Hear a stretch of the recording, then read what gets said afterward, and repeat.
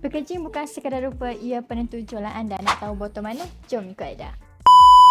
Hari ini Aida nak highlightkan botol yang bersaiz 33ml ini didatangi dengan reka bentuk seakan-akan bulat dan mempunyai garisan di tepi botol. Botol ini didatangi cap berwarna gold dan mempunyai 6 jenis warna yang berbeza, iaitu warna purple, pink, biru, kuning, hijau dan biru muda. Untuk botol ini amat sesuai kalau anda nak buat package jenama sendiri kerana botol ini mempunyai ruang untuk anda meletakkan stiker. Untuk harga package jenama sendiri berharga RM15 sebotol. Tetapi dengan syarat anda perlu buat pembelian 150 botol, anda akan dapat stiker free design.